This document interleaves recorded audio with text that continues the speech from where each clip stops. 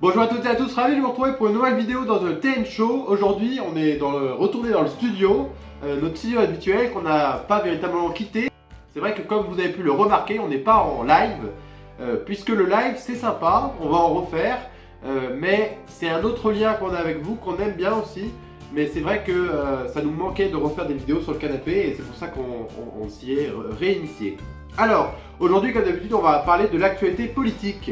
L'actualité internationale, le salon de l'agriculture bien sûr, des procès, un radar sonore, un peu d'actualité locale aussi, et puis l'actualité automobile avec Mathias. Tom n'est pas là, il n'a pas pu se libérer, et puis on a des petits soucis d'ordre technique. Voilà, vous êtes prêts? C'est parti!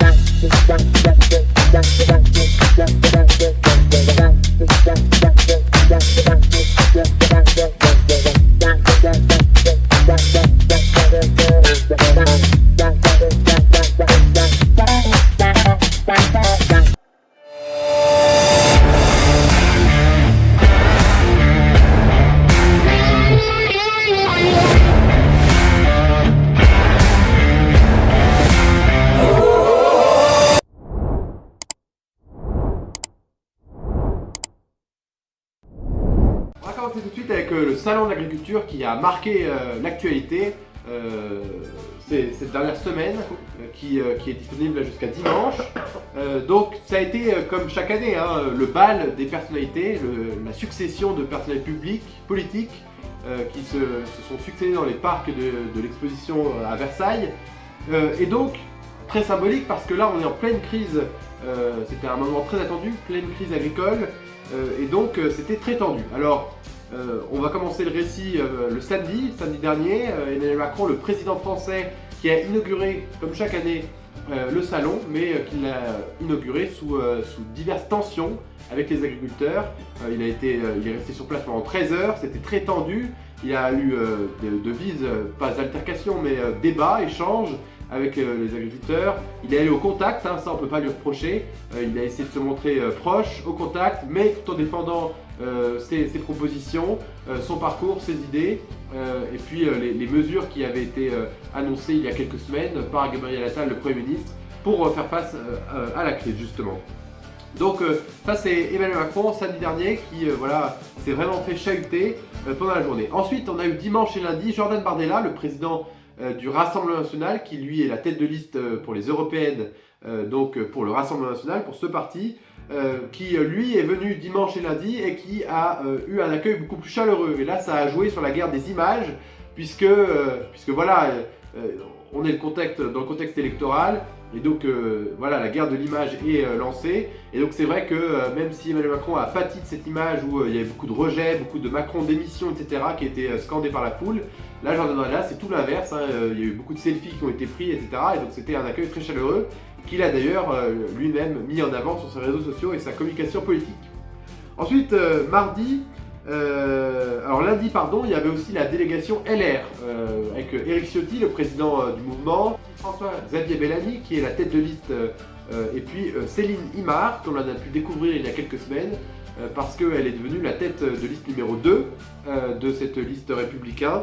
Elle qui a un profil particulier pour les LR, parce qu'elle est à la fois dans l'élite, c'est-à-dire qu'elle est diplômée de Sciences Po Paris, donc une intellectuelle, très, très intéressant d'observer son point de vue, ses propositions, et à la fois elle est dans le milieu agricole, puisqu'elle est elle-même agricultrice, céréalière dans le Tarn, et donc elle a cette double approche qui correspond bien à ce profil recherché par les LR dans ce contexte électoral, dans le thème qu'ils veulent poser, et c'est de se différencier du RN et puis de Reconquête à droite. Donc ça c'était pour lundi. Mardi, Gabriel Attal, le Premier ministre, s'est rendu sur place. Il a essayé de contraster un petit peu le bilan qui avait été laissé samedi par Emmanuel Macron. Et donc il a été bizarrement mieux accueilli que le président. Et puis voilà, succession qui s'est terminée cette semaine avec mercredi Laurent Wauquiez, le président de la région Auvergne-Rhône-Alpes, qui était présent, qui a aussi lancé quelques pics et dont la présence a été remarquée. Aussi Fabien Roussel pour le Parti communiste, dont la présence a été un peu moins médiatisée, un peu moins remarquée, mais il est tout de même présent. Et puis Marine Le Pen, qui était présent mercredi. Jeudi, c'était Marion Maréchal et Éric Zemmour, mais Marion Maréchal sur le devant de la scène, qui a foulé les portes de Versailles, qui a été aussi très très bien accueilli. Ça contraste encore l'image, c'est ce que je disais sur Bardella, ça contraste beaucoup l'image qui avait été donnée inversement par Emmanuel Macron. Et puis vendredi, aujourd'hui, à l'heure où on tourne cette vidéo, c'est les ministres de l'Agriculture Marc Fesneau et puis de la transition écologique Christophe Béchu qui ont été très mal accueillis, très chahutés. Il y a eu des jets d'œufs, etc. Enfin, ils ont été très chahutés. L'exfiltration a été envisagée, mais finalement ils ont quand même passé la journée.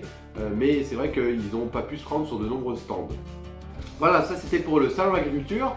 Ensuite on va continuer, ça fait office de transition dans cette rubrique politique, mais c'est aussi intéressant de le noter. Toujours dans la page agriculture, ce matin, vendredi 1er mars, les agriculteurs de la Confédération Paysanne, vous savez ce syndicat paysan qui est souvent rattaché, alors eux, ces représentants disent que c'est faux, mais ils sont souvent rattachés au Rassemblement National. Ces représentants ont mené une action choc, coup de poing aujourd'hui, à 4h du matin, ils ont envahi avec des tracteurs, des bottes de paille, les Champs-Élysées au niveau de l'Arc de Triomphe, et donc ils ont voulu bloquer la circulation, faire un peu de chahut, etc. pour justement faire une action. Et donc les forces de l'ordre sont intervenues assez rapidement, et c'était pas prévu au départ, évidemment, sinon ça perd de son intérêt.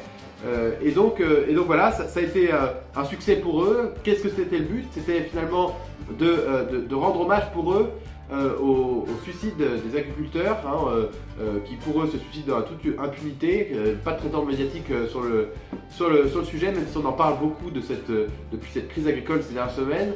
Il faut rappeler qu'un agriculteur se suicide tous les 2 jours, et donc ils ont voulu déposer une gerbe en hommage à tous les agriculteurs qui sont morts, qui se sont suicidés, une gerbe qui a été déposée au niveau de l'Arc de Triomphe. Ça a été aussi l'occasion pour eux de mettre la lumière, l'accent sur les exploitations, 45% des exploitations selon leurs chiffres agricoles qui sont menacées, qui sont en état de faillite. Voilà, ça fait évidemment beaucoup et on en parle assez souvent depuis quelques semaines.